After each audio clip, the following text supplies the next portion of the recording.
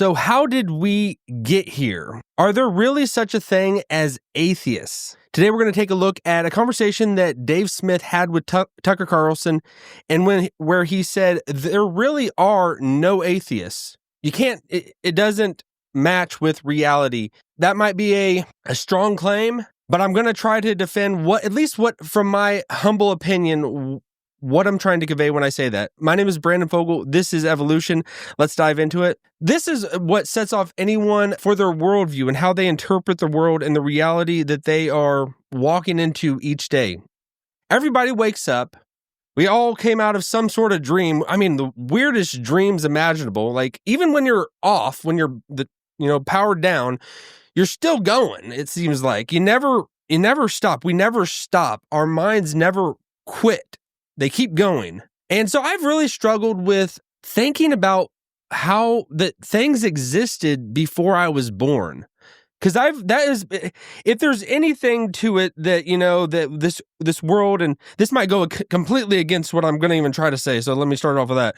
But like that this world existed before I was born. It really happened. I see, like, I'm reading about things and events taking place in 1980 or 1984. I was born in 1985, and I was like, I wasn't really existing at that point. How?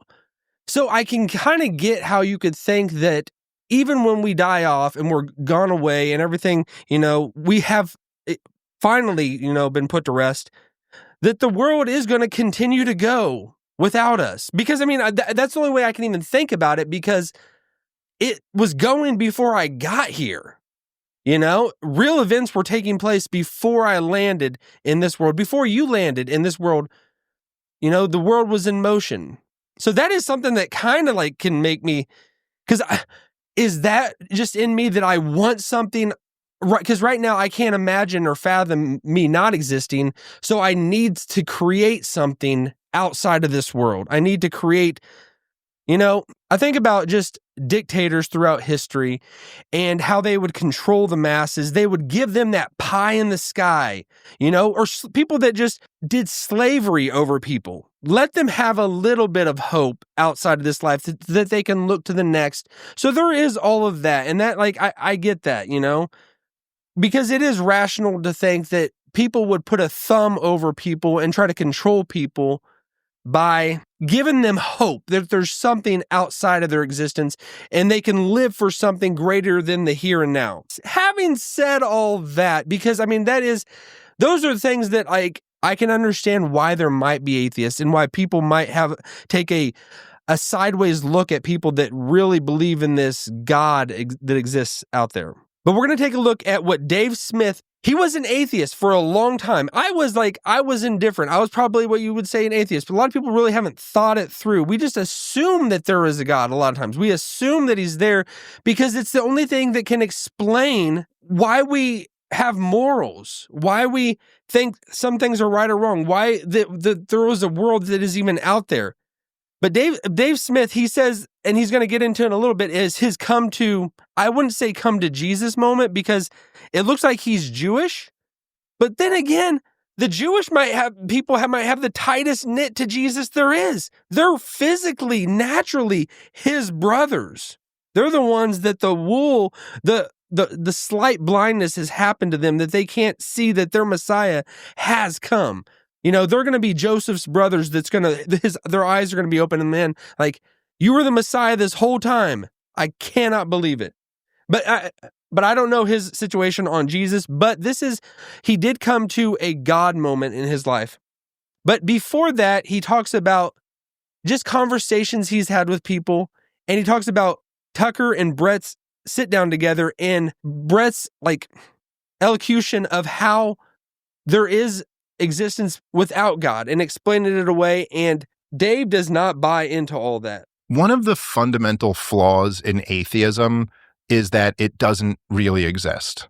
Yes. Now, they think that's the flaw in believing in God. No. They think the flaw in believing in God is that God really doesn't exist. God does exist. What doesn't exist are atheists. There's no such thing. So true. And you could even get into maybe if there was such thing as atheists, it would be a good thing to be one. But there aren't. They don't exist. They all have their religion. And it's almost it's almost by definition that whatever your highest thing is becomes your religion. I don't know if it's quite by definition, and I suppose it is theoretically possible to be an atheist, but almost no one ever is. And so that is actually very profound, because it's saying something that we inherently know inside. We know that there is a God, and he talks about times in his life he did not believe in God. He did not think he was there, but we still act and live as if he is. And just that sense that I think of C.S. Lewis, and he says, there's so many things in this world that just don't satisfy me. And maybe it's because I was made for another world. Maybe you were made for another world. Everything we chase at in this life, it always leaves us high and dry. It doesn't get us anywhere. We don't feel ultimately any more peace by attaining it. You can chase money all day long and want to win the lottery. I wouldn't mind winning the lottery, but it seems like the people that win the lottery, it doesn't end up turning out well for them. So maybe it's not the money, or people that want fame and they finally get it. They're like, I wish everybody got fame so they could see that this is not what it's all about. There's nothing that we would chase after in this life, or substance that we would just shoot into our body or drink up or smoke up that's ever going to give us what we deeply desire inside. The only thing that is going to do that is God. And Dave is going to talk about that in his come to God moment, when it was when things were going bad in his life. Not really bad. It was the best moment in his life. He was about to have a child, but there were complications in the pregnancy. And he's like, I could walk out of this hospital alone. And you always hear there's no real atheist, especially in foxholes. You won't find an atheist in a foxhole, because you could be the most staunch atheist in the world, but when you're in a building and it's about to come down, you're going to be praying. You will be praying. Everybody will be. I mean, that's just who we are. We know he's really there. It's a lot of times us just giving a stiff arm to that reality that we know exists. But this is his moment when he talks about coming to God. I thought it was very deep. I had to take a look at this. And there was one, again, I'm almost a little uncomfortable talking about these things because I like talking about things where I have like a real tight argument that I can prove is irrefutable. This is a more profound argument, actually. But it was something where I was like, look, so in the moment when it was really all on the line and out of my control, I wasn't thinking maybe God exists. I knew for a 100% certainty, unlike nothing I've ever known in my life, that not only did I know that God existed, but I knew what he wanted from me. Like, I knew what my negotiating power in this was, is that I could, you know what I'm saying? Like, I could promise I'll be a good person. So not only did I know God existed, I knew that God wanted me to be a good person. And look, this is something that people who have found God know, and people who don't believe in God maybe will not accept. But there is something to when you open yourself up like that to God, you find out that he's real. And it's not like he speaks to you or he hallucinates. I don't see a fiery bush in the words of. That is so real. And I know a lot of people out there, you might not believe in God. You might be agnostic to this whole thing. But I would say there's no real atheist, but agnosticism is a legitimate deal. You know there's a God. You know something is out there and sprung all this into existence, but you just can't. It's hard to say for sure and certainty that this is it. I am overly convinced just by everything. I can't in a scientific tube say Jesus is the Messiah. He is the Son of God. All the claims of the Bible about him are correct. I can't put that in a test tube and show you this is how it is, But it's like looking at all the evidence, I definitely side more that is more probable that he is the purpose that all of this has been put in place. It was created by him and it's created for him, and that's what Dave's just humble assertion that whenever I opened myself up to God, I knew he existed. I knew he was there. And he'll say in another part that just like if I walked away from our conversation, Tucker, I wouldn't say, yeah, I think Tucker Carlson exists. I think he's real. He would say, I know for a fact he is. And I think a lot of times it's just for atheists or agnostics, wherever you're at, it's just when you start talking to him, when you actually start talking to him, because he says that in a little bit earlier in this conversation. I was in the hospital and I just started talking to him for the first time.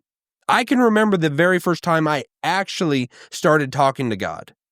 And when you actually start talking to God, you will be put in such awe and reverence. And you will, for me, I immediately broke down. I did not know that I had done anything wrong to this God, but for some reason, naturally, I just wanted to repent. I was sorry for everything immediately. And I didn't even, 10 seconds earlier, didn't even know there was anything to be sorry for, really, I was just an evolutionary cosmic accident wandering through this world 10 seconds prior. But this was very enlightening, and I think it goes to anybody's come to God moment, and I would like to see more about Dave and find out more about his views. He doesn't talk about this all the time, so I thought it was very insightful and enlightening to hear from him. So if you've liked this video, please smash that like button, share it with everyone, subscribe to this channel. My name is Brandon Fogal. This is Evolution. I do this every day at 7 a.m. Central Time. All right, have a great day, everyone.